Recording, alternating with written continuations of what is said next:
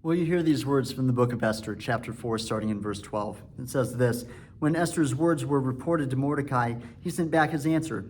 Do not think that because you are in the king's house that you alone of all the Jews will escape. For if you remain silent at this time, relief and deliverance will arise from another place. But you and your father's family will perish. But who knows?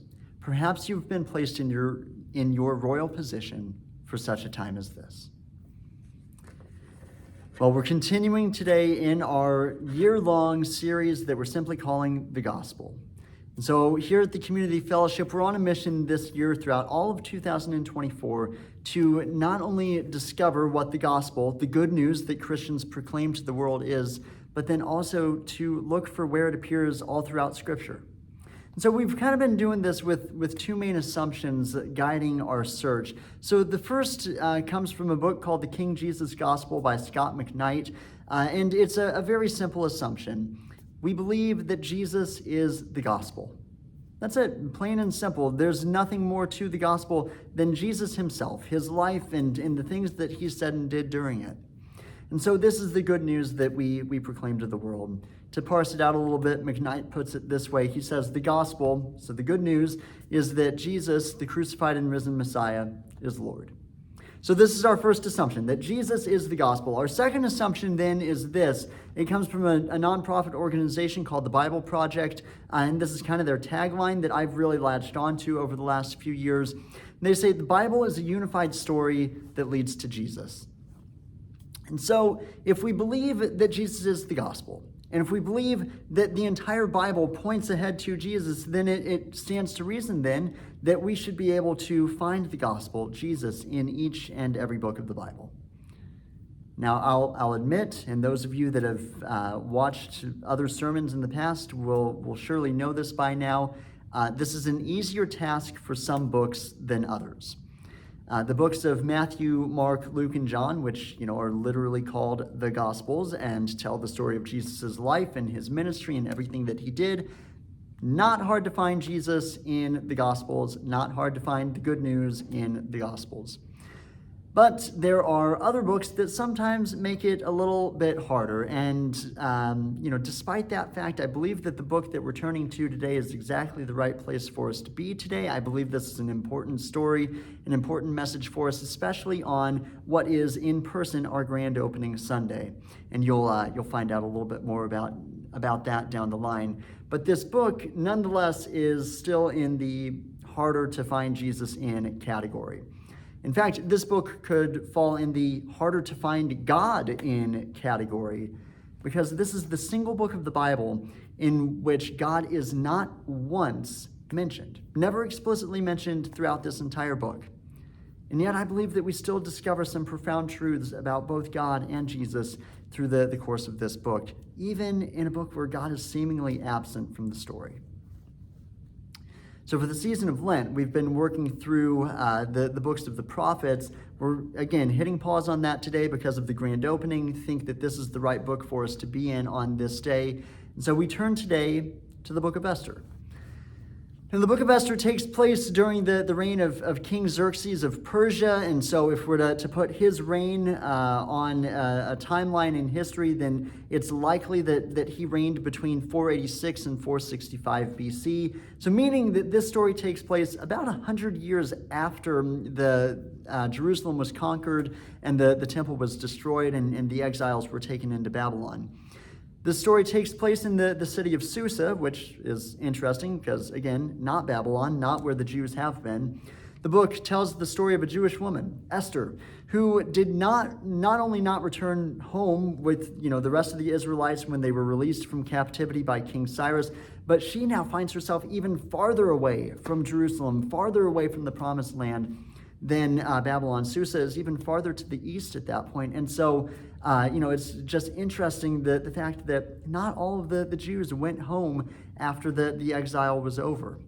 So in this new city, though, Esther now finds herself in the middle of the inner workings of the Persian Empire as she is elevated to the status of queen and marries King Xerxes.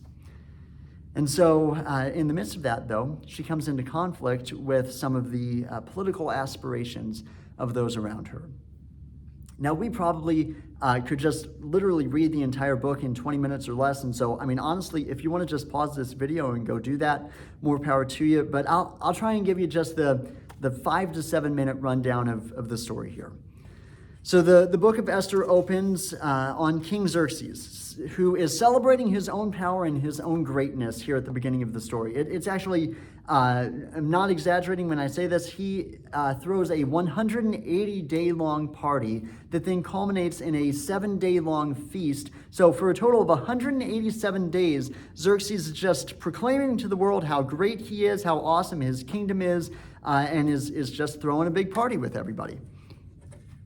During the feast, though, he invites his wife, Queen Vashti, to come, and Xerxes thinks that she's really attractive, and so he wants to show her off to all of his friends, and wants her to come out and to flaunt her beauty in front of everybody, and she declines. There's a lot of hypotheses for why she declined, but the most likely is that what Xerxes was asking her to do was really taboo even in that day.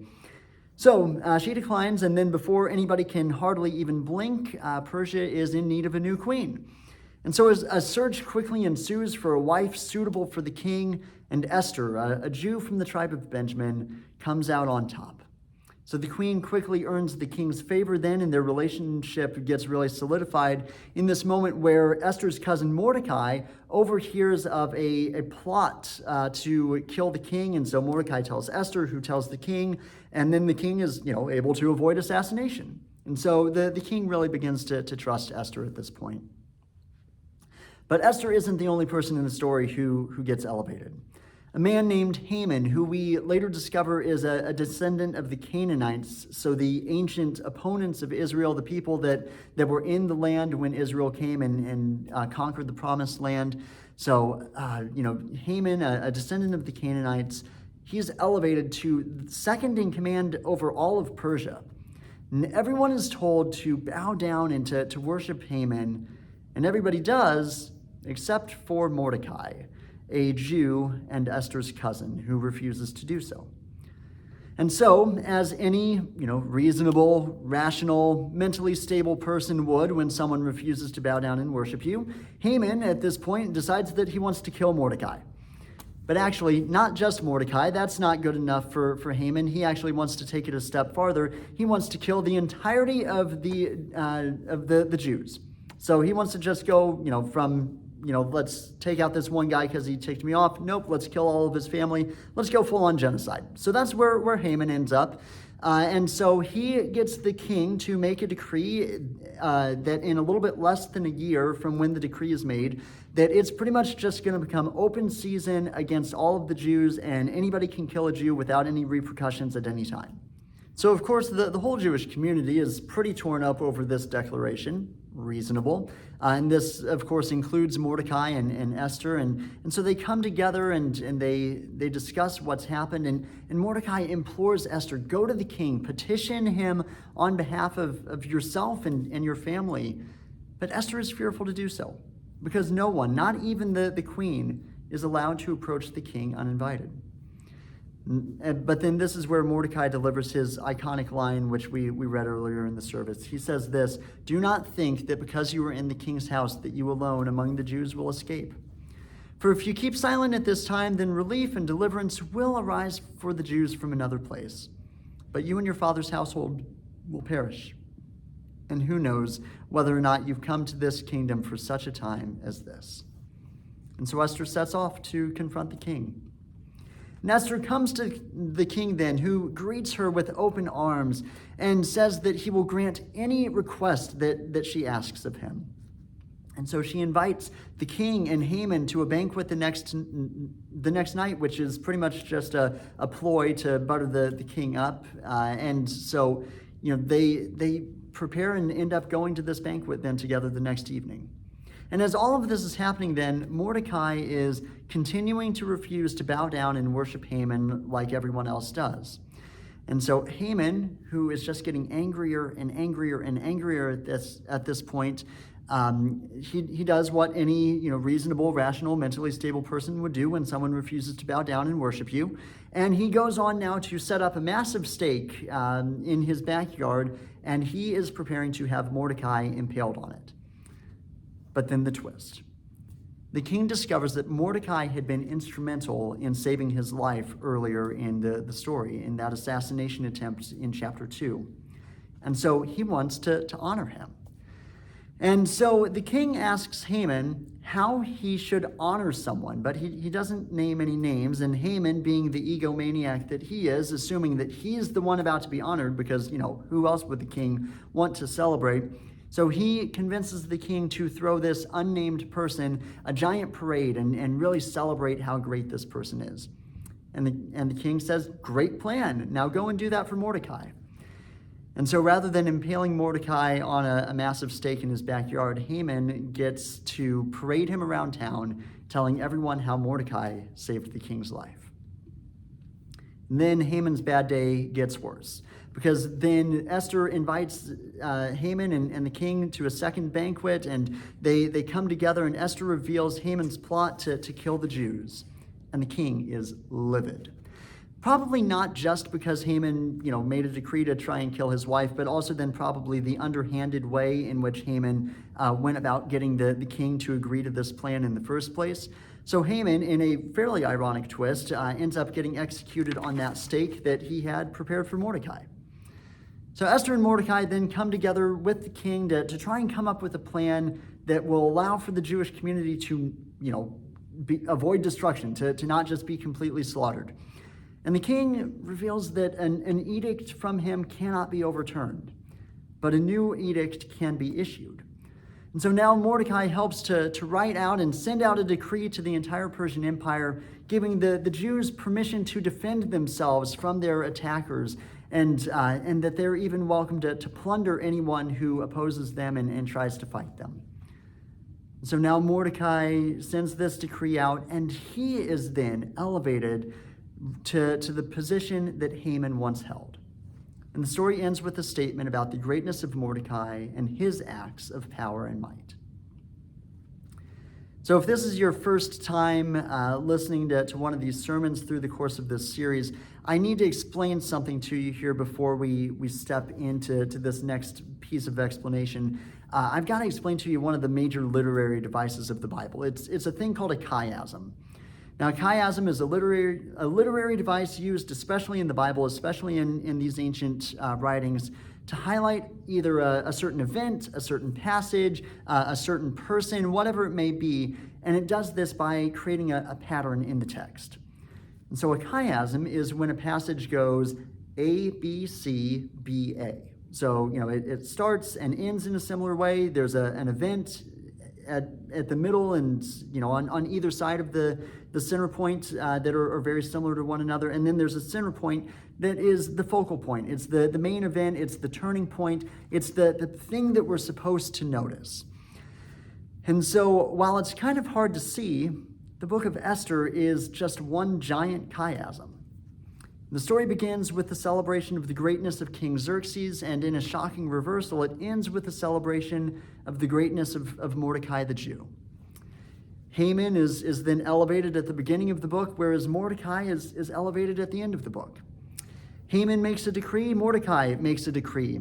There are scenes of Esther and Mordecai making plans on either side of the center point, and then there's a banquet with Esther, Haman, and the king on either side of the center point. And then the center point, that all of these events surround, the moment that we're supposed to tune into, is the moment in which Mordecai is honored by the king and, by all of the people and even Haman himself, despite Mordecai's refusal to ever honor Haman. This entire story hinges on and points toward the radical reversal of who gets honored in this story. The man who's seeking after the power, the wealth, the honor, the prestige, or the man who holds to his convictions and refuses to worship someone else. So isn't it interesting, though, that this is the single book of the Bible in which there is no mention of God at any point? I think, God is implied many times, though. I mean, why else would Mordecai refuse to bow the knee to Haman if not for his devotion to God and God alone? Or why would Esther ask Mordecai to fast for her if not for a desire to see God intercede in her life? What else could Mordecai possibly mean when he says to Esther that even if she remains silent, then deliverance for the Jews will still arise from another place, if not for him having a deep and abiding faith in God's sovereign hand in the life of his people? Perhaps there's a point to God's absence, though. As Tim Mackey of the Bible Project describes and suggests in the book of Esther, perhaps despite the exile of the people of Israel to Babylon, despite God's absence from this story, despite the fact that even the heroes of this story are sometimes a little morally ambiguous and make some questionable decisions that don't necessarily honor the laws of the Torah, perhaps despite all those things, the point of this book is that God can and does work in the real and messy, and again, sometimes morally ambiguous decisions of his people. Despite everything else that's happening, God remains at work behind the scenes through it all. Perhaps the intended point of the book is that even when we don't see him, God is still faithful to his promises. One of the things that I've talked about a lot in some of the past sermons when we focus in on certain characters or certain stories is that we need to be really careful about how we project ourselves into the Bible. I want, as much as the next guy, to be the giant-slaying, larger-than-life King David who's called a man after God's own heart. I would love for that to be me. And yes, of course, I want to be the miracle-working, sea-parting, leading the people of God out of captivity and into the promised land, Moses-like leader. I want to be that probably more than the next guy, when I'm being honest. But the point of the Old Testament stories and the Old Testament characters is not for us to see ourselves in them. It's not for us to see what we're capable of. But instead, these stories are meant to show us what God is capable of. I think chapter 4 is such a key passage here in this book of Esther, but verse 14 in particular, of course, Mordecai says something really profoundly true about God and his people when he speaks to Esther. He says, "If you remain silent, relief and deliverance from the Jews will arise from another place." Because that's who our God is. He is the one who has always been in the business of rescuing people. This story isn't about, how we can be like Esther and we can save the people around us. No, God is the one that steps in and intervenes, and Mordecai trusts God to do something truly spectacular, even if it's not in the way that he expects. Is this not exactly what Jesus is for us? Is Jesus not God's rescue plan, no longer just for the people of Israel, but now for the entire world? Jesus is the fuller and final rescue plan for all of humanity that God and his prophets had been pointing toward for generations. Jesus is the path to salvation for the people of God. So how could we not declare this Jesus that we worship as good news, the greatest news that the world has ever heard? I think there's one more piece, though, of chapter 4 that's worth pausing on to pay some attention to. The end of verse 14, after Mordecai confidently states that there will be deliverance for God's people, he says this to Esther: "Who knows? Perhaps you have come to your royal position for such a time as this." I've had these words echoing through my head for the last several weeks as I looked ahead to this grand opening Sunday for the community fellowship. I wonder this morning if God would choose to audibly speak to us today, if he would not perhaps have similar words for this congregation. Perhaps you have been placed in your neighborhoods, your communities, your town, and even in this new church called the Community Fellowship for such a time as this.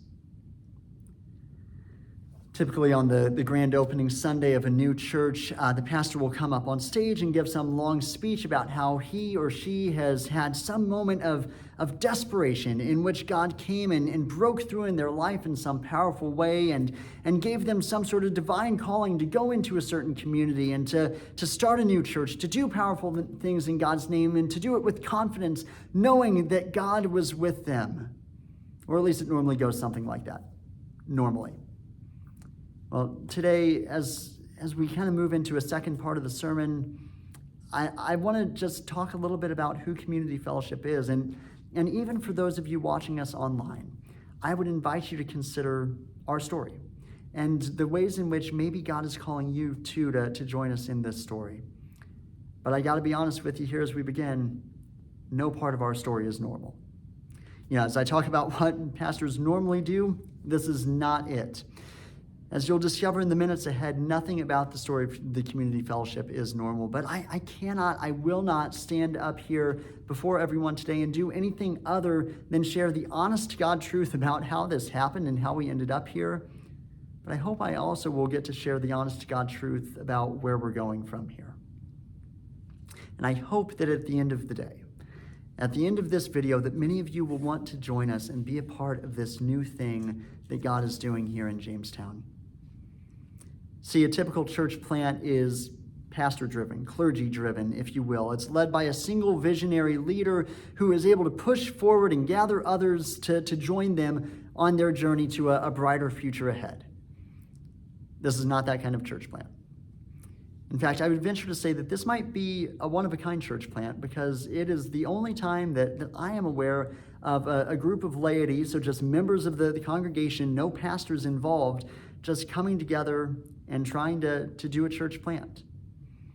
So if you'll indulge me this morning, I want to tell what has, over the last 9 months, become one of my favorite stories that I have ever gotten to tell, let alone be a part of.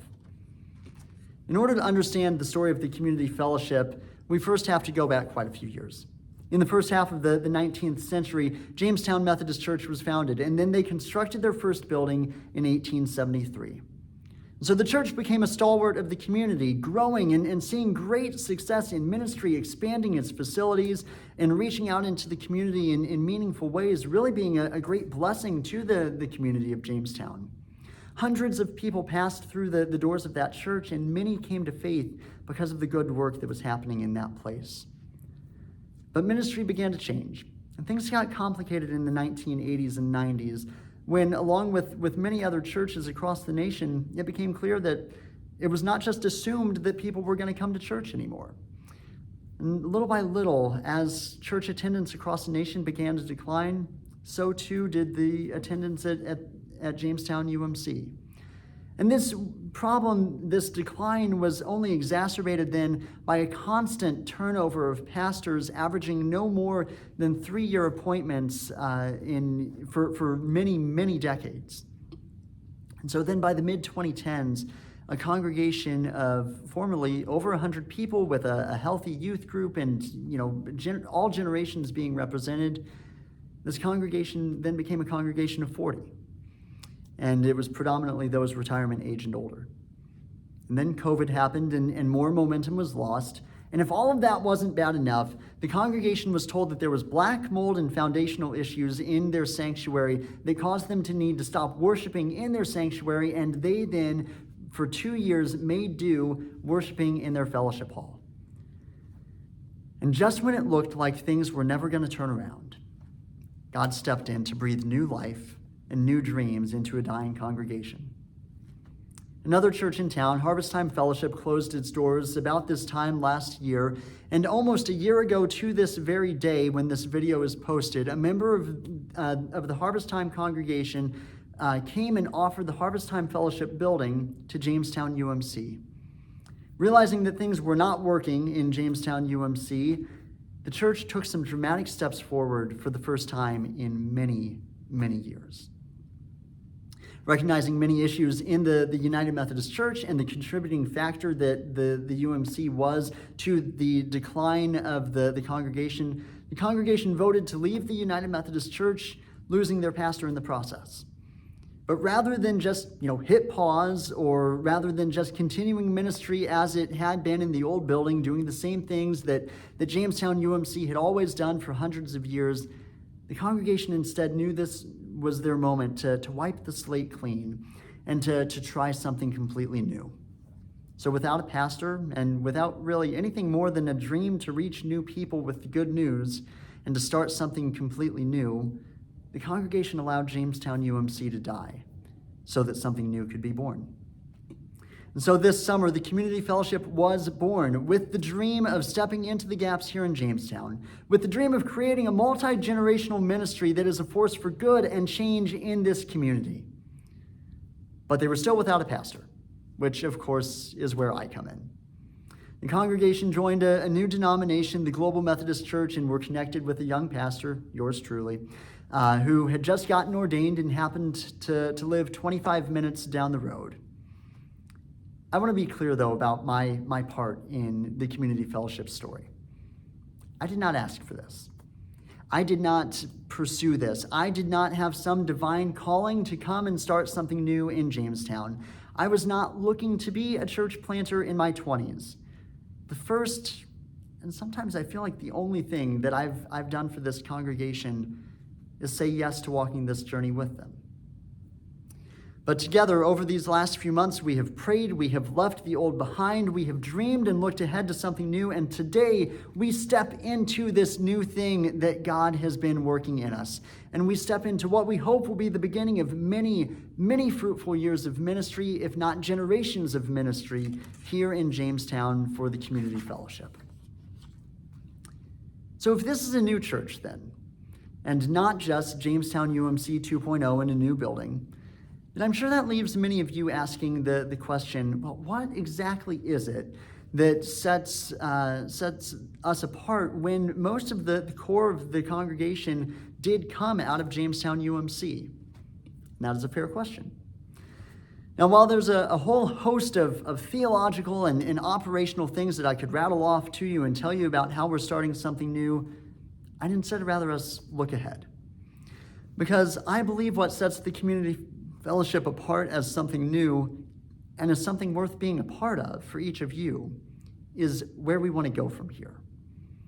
See, this church, there's a few things that I want to talk about, but the first is that this church will be, first and foremost, a reminder to the world around us of the core belief of Christians throughout the ages, that Jesus Christ is Lord. Jesus Christ is the Lord of our life. Community fellowship will be about lifting high and glorifying the name of Jesus Christ, who we believe is the King of Kings, the Lord of Lords, and is good news for all the world.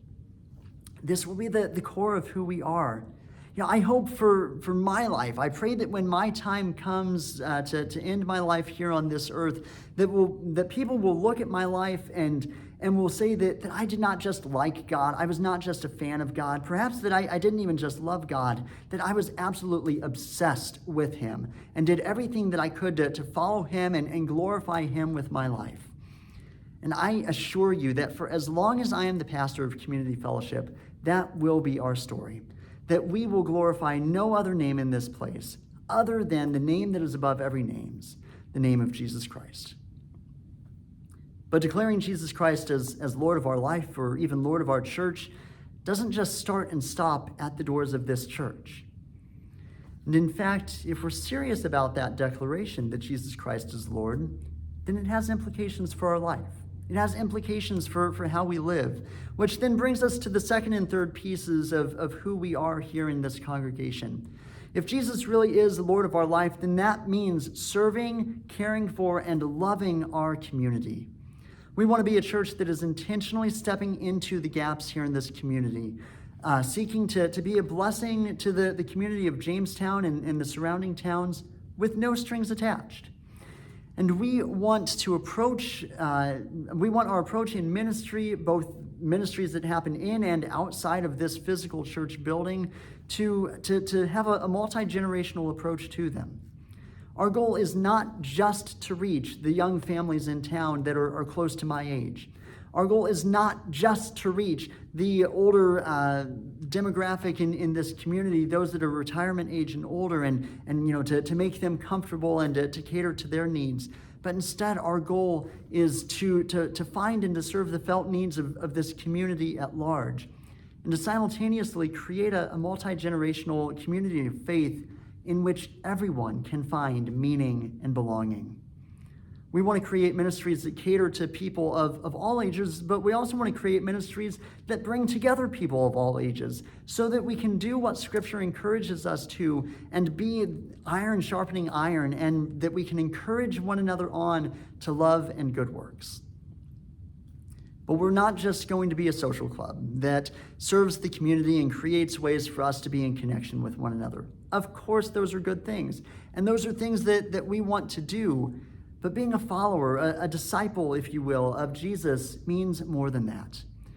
Jesus' final instruction to his disciples was to go and make more disciples, disciples of all nations, teaching them to obey what Jesus had taught them. And so if we're serious about following Jesus, if we're serious about calling him Lord of our life, then we aren't just going to serve people, but we're going to be disciples who go and make more disciples. We're going to be a church that tells other people about the good news of Jesus and expects their lives to be changed and transformed by that message. And we're going to expect that it's more people than just the pastor going out and making disciples. And we are not just going to make disciples with the goal of growing our church and creating the biggest ministry in town and expanding our reach and our property, but instead, we're going to do it with the goal of not just being disciples who make new disciples, but of being a church that starts more churches. We want to be a sending church that grows the kingdom of God, not just here in Jamestown, but in Boone County and around the world. And this is what I believe will set the community fellowship apart. Not just from our heritage at Jamestown UMC, but frankly from most churches across the nation. You can find a lot of churches that want to declare Jesus Christ as Lord of their life, and even those churches will often be interested in making disciples. But then those churches will often forget to love and serve the community around them. You can find churches that want to make disciples and they want to serve their community, but often they'll forget who they're making disciples for and forget about Jesus in the process. You can find churches that want to call Jesus Lord and they want to serve their community, but then they forget that they're also called to make disciples and see new people come to faith and be changed and transformed by the love of Christ. I believe the churches that really make a difference in the world are the churches that can do all three of these things. Declare Jesus Christ as Lord of their church, of the world, of their lives, to love and to serve the community that they find themselves in radical ways, and to make disciples of the people around them. So from a 30,000-foot view, that's who we are. If you're looking for the church with the most charismatic pastor that's got the loudest band in town and is looking to be the next mega church, then I've got some bad news for you. I'm not that pastor, and we're not that church. But if you're looking for a community of people that love and follow Jesus passionately, who want to serve the community that we're in and want to see new people come to know Jesus, if that's a vision for the future that you can get on board with, or at least would be a little bit more interested in finding out more about, then I'm glad you've watched today. And I'd encourage you to come and join us on this journey.